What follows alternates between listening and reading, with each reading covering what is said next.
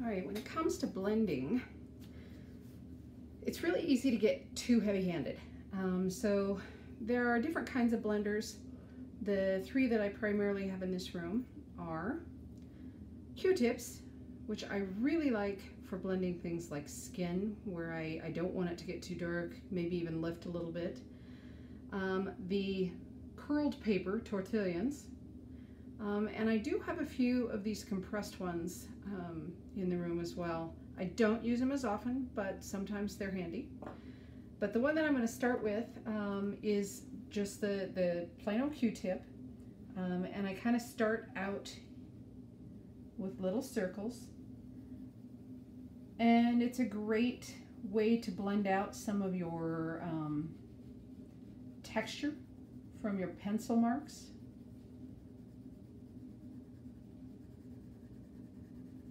And to blend from one area to another and create a little bit of a transition shade.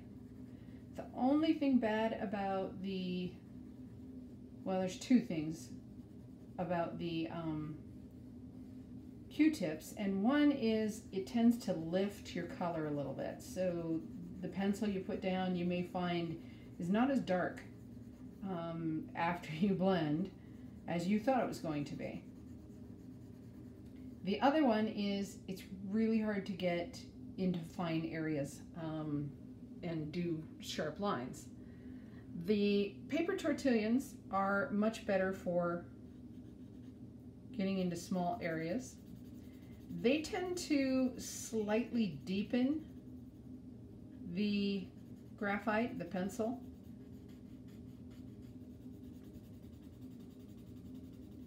Make it ever so slightly darker.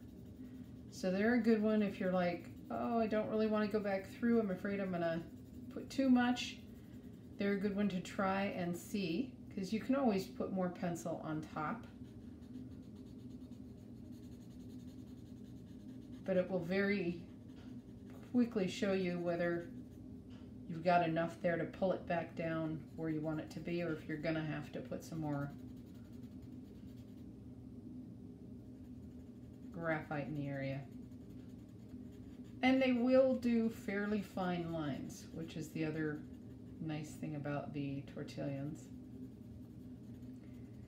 The one thing that I find though is a lot of times with the tortillons, kids will get carried away and start using the tortillons pretty heavily in everything, and then they've just got kind of a gray face with nothing in between, very few subtle transitions, because they do carry color with them.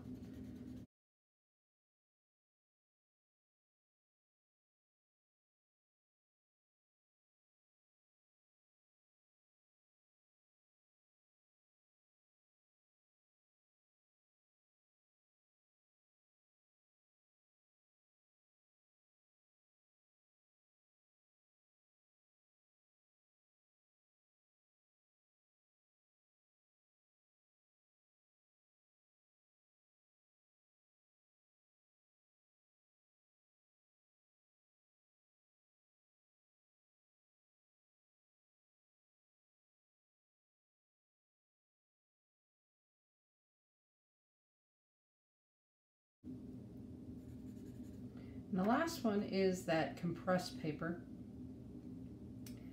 I think it's got a little bit more of a chamois feel. I don't know if you've ever blended using a chamois cloth.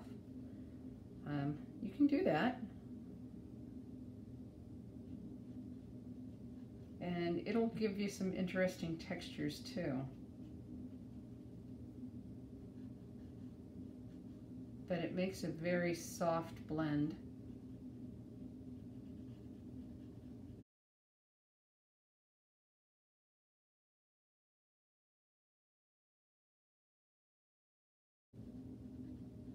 And you also get those lines in them, the fine lines.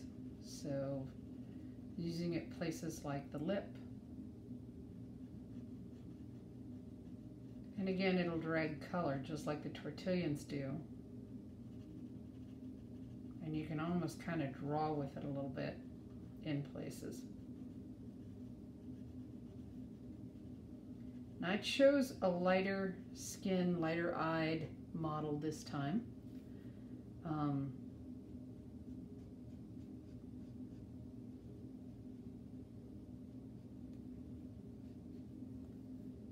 She's wearing a pale, pale pink lipstick, just to give you something to compare to.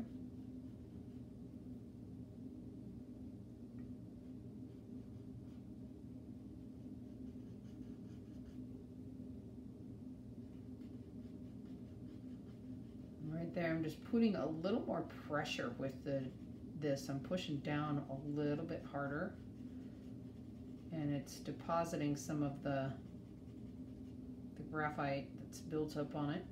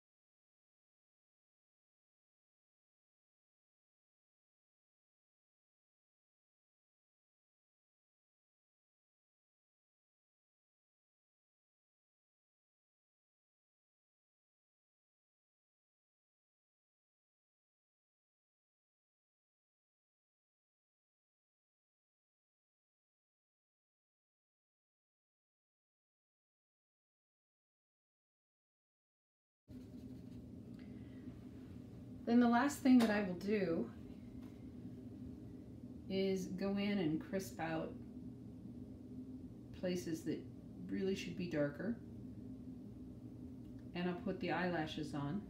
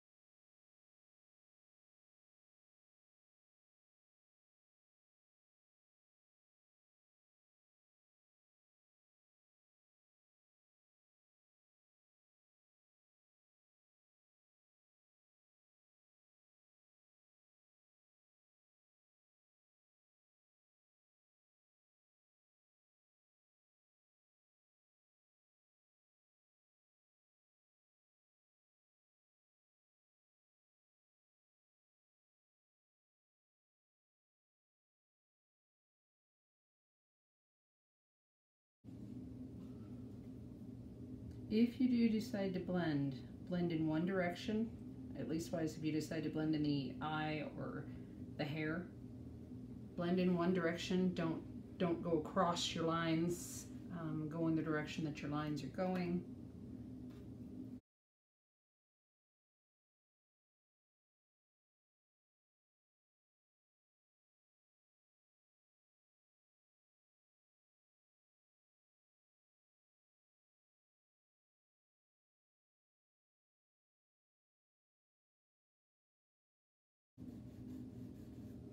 And don't forget that you've got a great eraser.